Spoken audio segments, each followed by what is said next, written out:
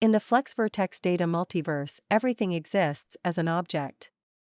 In this video, we'll introduce some key concepts about how you can effectively search and navigate the connections between data objects. Later in the series, we'll see examples of how these connection-based queries work. Every object in FlexVertex, including the connections between data objects, is represented by a unique 16-bit identifier. As we'll see later, these identifiers are one, but not the only, way of launching a search. Since connections themselves are treated as objects in FlexVertex, this lets us leverage the power of object orientation, polymorphism, and inheritance when searching for connections.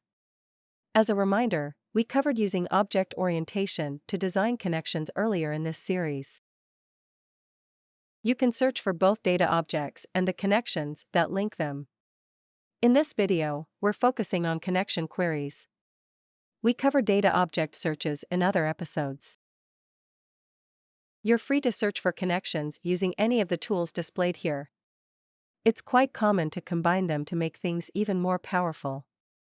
For example, you might elect to embed a SQL query within a Java API. It's optimal to have a starting point when initiating a connection search.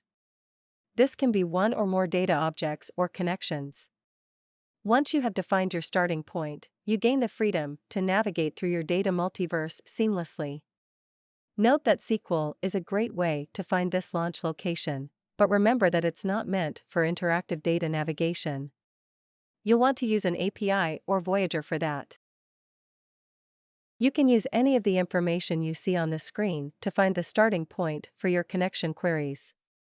Again, this is made possible by the FlexVertex architecture that stores everything as an object. Let's look at some of the sample data we'll be using for the connection queries in upcoming videos. First, we've established relationships between Marco and a series of other objects that are relevant to him, such as a person who is identified as a friend, a profession, a destination he's visited, and an interest he has. All of these are objects, as are the connections between Marco and each of them. Now let's expand our example to focus on Marco and his friends. This information constellation is what we'll search in our first few queries. These are all named connections of type friend. What you see here shows Marco at the center of the constellation. Here's the constellation represented in a hierarchical layout. You can see that everyone on the diagram is, at maximum, 3 steps away from Marco. Later, we'll demonstrate how you can customize your searches to factor in distance from your starting point.